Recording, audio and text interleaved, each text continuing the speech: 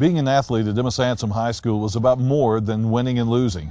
It was about being a part of a family. Most of the people we interviewed for this video talked about that. They talked about how the Emma Sansom family was important to them and how Emma Sansom High School was important to their family. Athletes talked about their dads and their granddads and how they had played football or baseball or basketball at Emma Sansom. They talked about the need to continue that winning tradition as a way of honoring those people who went before them and as a way of honoring Emma Sansom High School.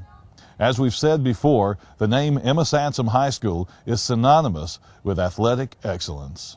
May 2nd, 1863, in the height of the Civil War, General A.D. Strait of the Union Army came through this area. He was burning and pillaging his way to Rome, Georgia.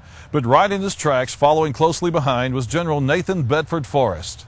When General Forrest arrived at Black Creek, which is where we're standing right now, he realized that Strait's army had burned the bridge and there was no way for him to cross the creek. He feared it would take several hours to find a place and to get all his men to the other side. As luck would have it, the bridge was near the Sansom family farm. Young Emma Sansom volunteered to help General Forrest find a way across the creek. She jumped on back of his horse and led him to a ford, a shallow place in the creek where he was able to get all his men across to the other side.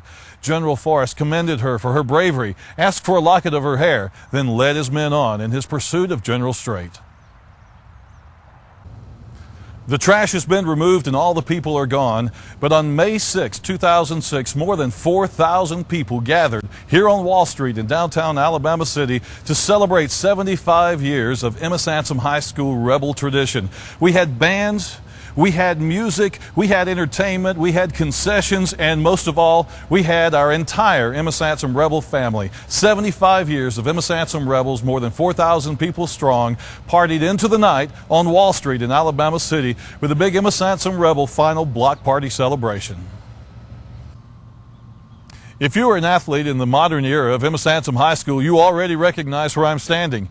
I'm in the parking lot of the Buster Gross Fieldhouse. The fieldhouse behind me here contains locker rooms and a weight room. This is where the football team dressed out for practice. The baseball team, the junior varsity football team also practiced here as well.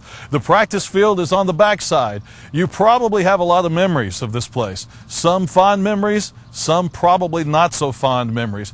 You probably left a lot of sweat on this field and probably a few tears as well. Here we are in the middle of Megan Boulevard, it looks like, and well, actually that would be right. We're right in the middle of Megan Boulevard where several Emma Sansom monuments and markers are. This marker behind me was dedicated in 2006 by the Emma Sansom High School Half Century Club, a group of alumni who graduated more than 50 years ago. They decided that there needed to be a special historical marker for Emma Sansom High School. They got together, they raised the money, and the city of Gadsden installed it in 2006. All true Emma Sansom rebels know the story of Emma Sansom's heroism during the Civil War. May 2nd, 1863, General A.D. Strait of the Union Army came through these parts headed to Rome, Georgia. Right in his footsteps, though, was General Nathan Bedford Forrest. During the battle that ensued, one of Forrest's men was killed. His name was Robert Turner, Private Robert Turner.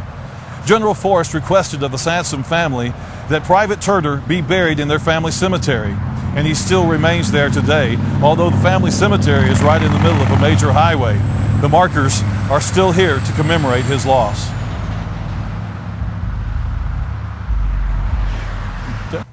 In the middle of Megan Boulevard, across the street from Emma Sansom High School, or what we know as Emma Sansom High School over the years, is a special historical marker. There's a cemetery, there's a wrought iron fence, and most people think that Emma Sansom's buried here, but she's not.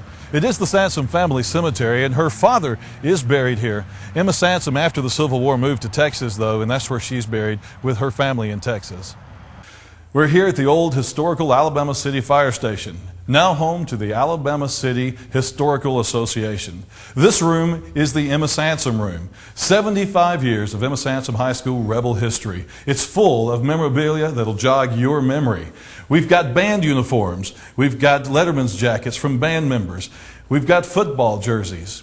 And over here, this was just recently brought into the archives from 1961, the dedication plaque of General Forrest Junior High School.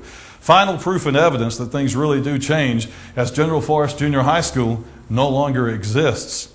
We also have some uniforms from the majorettes, a talisman from 1966, all things that will jog your memory, and you're invited to come by and visit with the Emma Sansom room and all this memorabilia anytime you take a notion to. It's in the old Alabama City Fire Station, and again, home of the Alabama City Historical Association.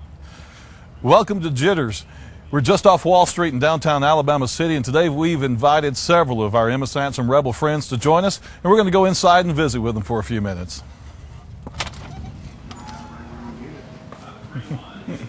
When Dwight Manufacturing came to Alabama City in 1895, they built more than just a cotton mill. They built an entire community. The stockholders of Dwight Manufacturing put money into all kinds of public facilities. They built things like public libraries, the very first one in the state of Alabama. They built an emergency hospital staffed by doctors for their employees. They built community centers, a YWCA, and they built schools. After the First World War, people began to migrate from rural areas into the city. Alabama City began to grow, and city leaders saw a need for a new high school. In 1929, Emma Sansom High School was built. Here in 2006, this is all that remains of the original Emma Sansom High School. This building is part of the original Emma Sansom High School. It used to be the old auditorium. It's now part of General Forest Middle School, which closed this past spring, to become Emma Sansom Middle School upon the closing of Emma Sansom High School. The land where we're standing right now was part of the Sansom Farm. It was bought for $7,500 in the late 20s by the Alabama City Board of Education for the purpose of building Emma Sansom High School. The entire construction of Emma Sansom High School cost $80,000. Emma Sansom High School opened in 1929, and its first class graduated in 1931. As Coach Troop said, it was your dream to play at Emma Sansom.